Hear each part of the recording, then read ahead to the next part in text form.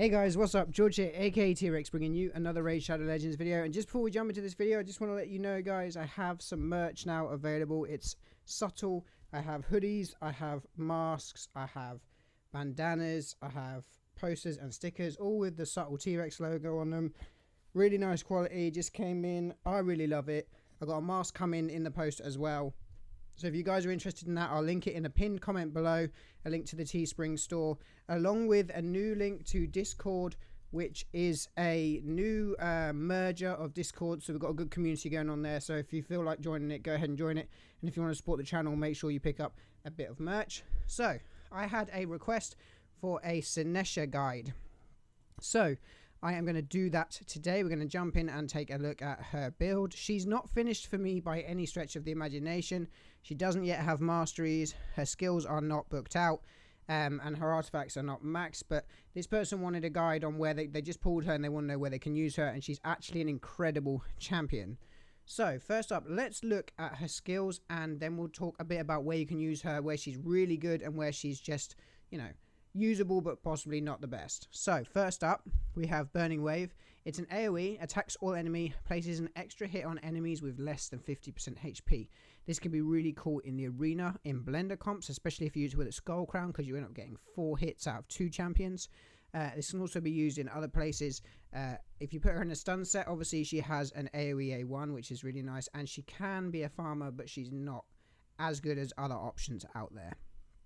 A2 Vaporize, attacks one enemy, puts the target's skills on cooldown, heals the ally with the lowest HP by 25%. This goes down to a 3-turn cooldown when she's booked out, which is really nice. And then Immortality equalizes the HP of all allies. The HP level of all allies will be brought up to the level of the ally with the highest HP, then heals the target ally by 10% of their max HP. So if this can bring everybody up to full, essentially, which is really nice. And then she has a HP aura in faction crypt. She's obviously force, which is really cool. Now you may know that she has a sister that goes along with her, Skull Crown. They have some synergy together. Not only does she revive with 30% HP, booked up to a 6-turn cooldown when Sinesha's on the same team, but they actually work really nice together with the A1s. Obviously Sinesha's places the extra hit if they're less than 50% HP, and Skull Crown actually hits them twice if they're above it. So as long as they go in the right order in a blender comp, for example, in the arena, which I don't have one, but I will show you the setup for one, they can actually do some serious damage. So how have I built mine? I've built mine for damage at the moment, but not massive damage. As I said, she's not finished. I need to rework her gear. You can put her in a stun set, and we'll talk about that in just a minute, but she's pretty poorly built, I'll be honest. I've only just thrown some gear on her to use her in Faction Wars. I do use her in Faction Wars right now. It is the right day, so I may do a run while we talk a bit more about her. I'll get some more keys in a minute from my advanced quests, but currently I'm farming stage 18, 3 to 6 star glyphs. I can't quite do 21 yet. The turn meter reduction isn't there in my team right now, but we'll talk about that in a minute. So let's talk about stun set. A stun set on Sinesha is amazing because her A1 is AoE. So obviously it attacks all enemies. The second hit will never place a stun. With stun gear, it only has a chance to proc on the first hit of a double hitter move. So for example, on her, she'll hit everybody. The first hit has a chance to proc the stun. This extra hit will not have a chance to proc the stun. Now, the nice thing about Sinesha, especially for Faction Wars, where she is incredibly useful, is she has a single hit A2 and then a no hit A3, which means on the levels with the Valks or the Martyrs who might get a chance to put their counterattack up, she can just target one enemy, whether that's a stunned enemy or just, so she only gets countered on one time.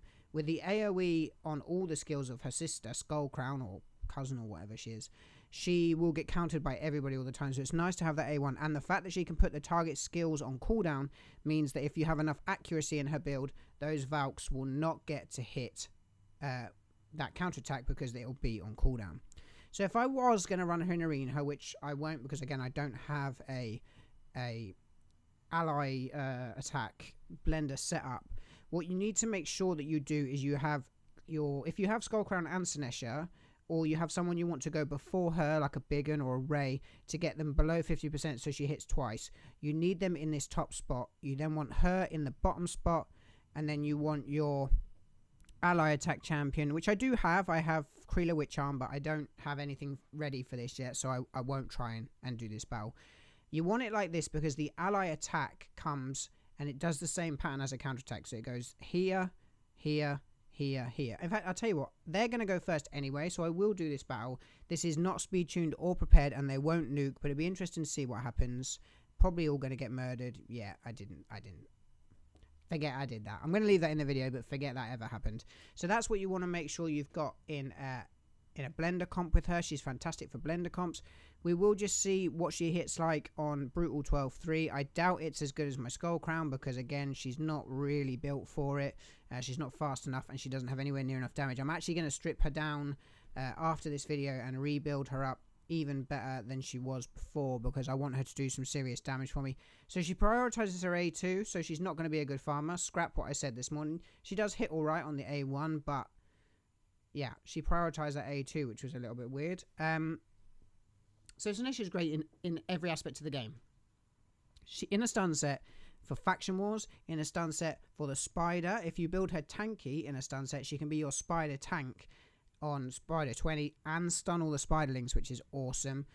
And then obviously she's great in the arena. Now there's not many other, I mean she's good for crowd control if she's in a stun set or a sleep set.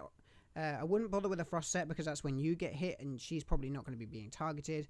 But she'll be great in any dungeon pretty much other than Ice Golem, because Ice Golem is strong affinity to her, unless you want her to be there as a tank, but she's an attack-based champion. She's probably not going to be built that way.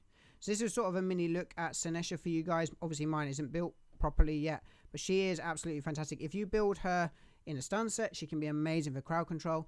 If you build her pure damage, she can hit really, really hard, and obviously once they're below 50% HP, she gets that second hit, so she can do some serious damage. Guys, if you enjoyed this video, please like and subscribe. I'll see you in the next video, and don't forget, get online and get wrecking.